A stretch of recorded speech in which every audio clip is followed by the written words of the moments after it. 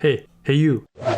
You like reading the Avengers? I know you do. What about Attack on Titan? I mean, it's hard not to get trapped in that world. But listen, these are big worlds that require a lot of investment in both time and money. I mean, to fully enjoy and understand the MCU Avengers, you have to watch 4 Avengers films, 3 Iron Man films, 3 Captain America films, Spider-Man Homecoming, and probably some others that I've missed. The situation isn't too much better for Attack on Titan. You got 34 volumes of manga for the main series, 94 episodes of the anime, including a final season with 4 parts, and of course, you also have the spin-offs and such. Before you know it, while you were busy reading and watching these 2 franchises, the dishes have been piling up, you've been wearing the same underwear for 3 months, and your rent is due, which you haven't paid since January. Give me rent. You'll get your rent when you fix this damn door!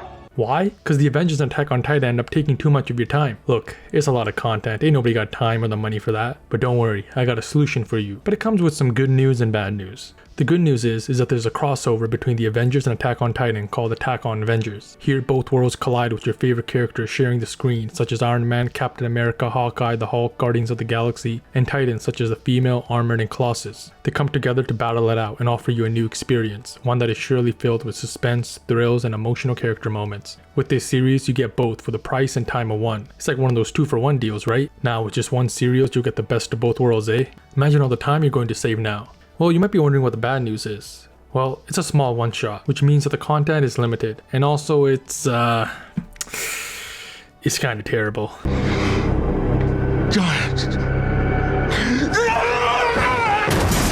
Yeah, let's just jump into it. I might have overhyped this a little. The story begins in the middle of a battle occurring in New York City. Trish Tilby, a news reporter, tells her viewers of strange colossal titans that have caused a state of panic. She further reports that these titans are devouring anyone that they get their hands on. The first Avenger to arrive on the scene is Iron Man. He asks Maria Hill, a senior member of S.H.I.E.L.D., for any intel on the new enemy. Maria gives these creatures the name Titans and explains that they emerged from the water and just started eating people. She doesn't seem to know much else. Now, this is somewhat accurate to the Attack on Titan comic. To give you some context, only pure Titans, who are essentially mindless zombies, eat people in the hopes of getting a Titan shifter. A Titan shifter is a human that can switch between a human and a Titan form, and when these shifters become Titans, they usually keep their intelligence, unlike the pure ones. If a pure Titan manages to eat a Titan shifter, the pure Titan itself can return to his human form. Also, the emerging from the water isn't really something that happens. Anyhow, Maria Hill gives them a breakdown of what the other heroes are up to. Spider-Man is currently fighting 2 other smaller Titans himself. He cracks some terrible jokes and doesn't really shut up. He mentions the biggest problem with the Titans not being able to talk is that they can't admire his wit. Kinda wish he couldn't talk, to be honest. He manages to blind one Titan with his webs and slam it into the ground, and at the same time he kicks the other Titan in the face. He then jokes about how the Titans are mad because Derek Jester retired. Who the hell is Derek Jester?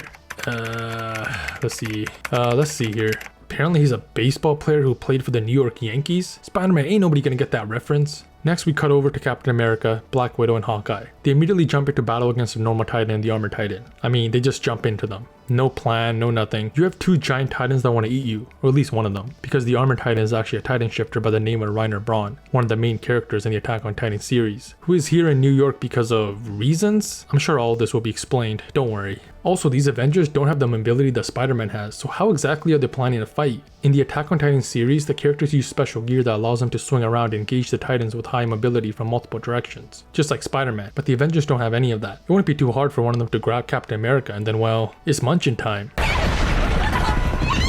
Black Widow decides to shoot her pistols at the armored Titan. If you know anything about Attack on Titan, you know that the armored Titan is well armored, and no 9mm is going to get through. Meanwhile, Captain America somehow discovers that the back of the Titan's neck is the weak spot that will kill them instantly. I do. I understood that reference.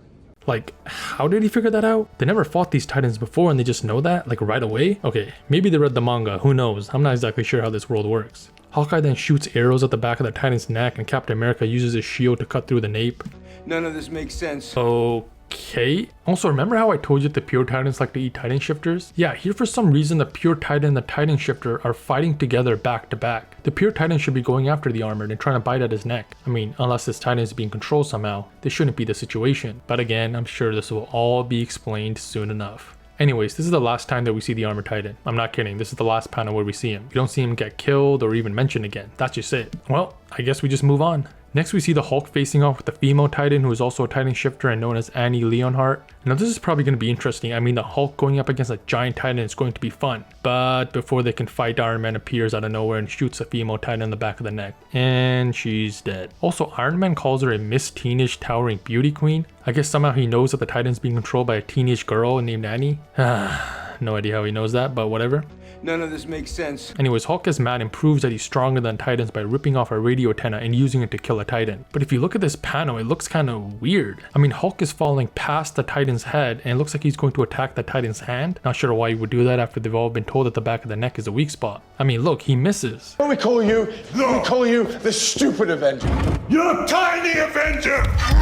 Like, how would he, you know what, I don't know, man. The next page doesn't show us anything. The comic is moving on, so let's just go as well. We see the Avengers assemble together to face off the next big threat, but Spider-Man is nowhere to be seen. Did he get killed or something? I hope so.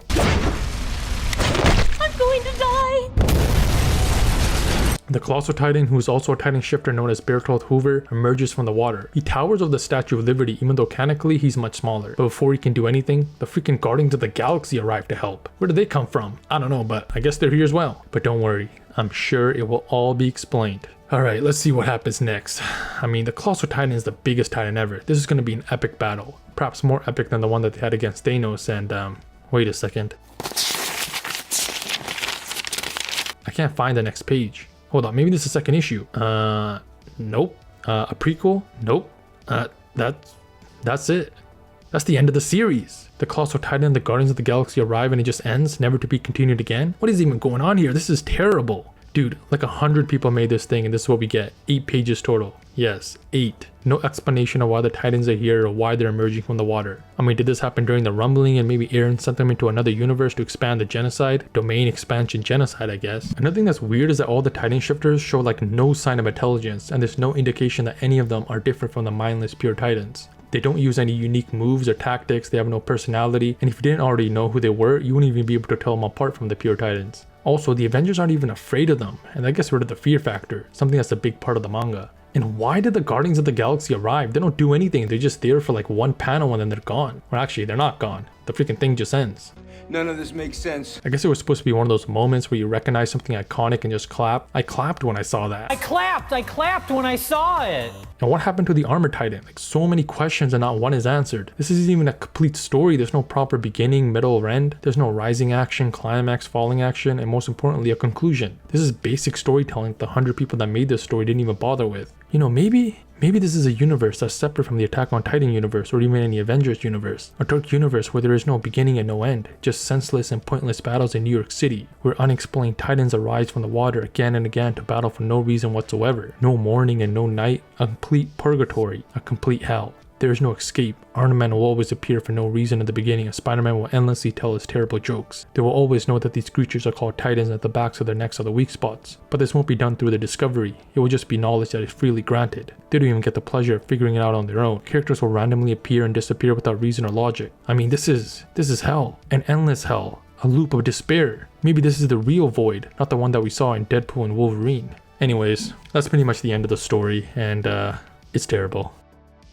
Unlike this comic, I'm going to give you a conclusion. So, I obviously didn't like this comic. The idea is cool and I always like the idea of crossovers where your favorite characters from different universes interact, but this was just senseless. It would have been better if we had some of the scouts like Aaron, Mikasa, and Armin interact with the Avengers. I mean, could you imagine Irwin meeting Tony Stark or Captain America? That'd be pretty cool. Also, it would have been pretty nice if there was a reason for the Titans appearing on Earth. Maybe it could have been due to the paths connecting the Attack on Titan verse with Marvel. I don't know, man, just something to explain this nonsense. The random characters jumping in and out was confusing, especially for an 8-page comic. Yes, 8 pages. Like, they couldn't make this longer, maybe 60 pages at least. Like, was the budget like $2 and a piece of string? Now, believe it or not, I do have some positives. The art's pretty good, and some of the fight scenes aren't bad. I like that one with Spider-Man despite the dialogue, and the double-page spread of the Armored Titan and the Avengers was neat. But overall, this is a waste and a disappointment. Honestly, you shouldn't read this, even if you're one of the biggest Avengers or Attack on Titan fans. You know what?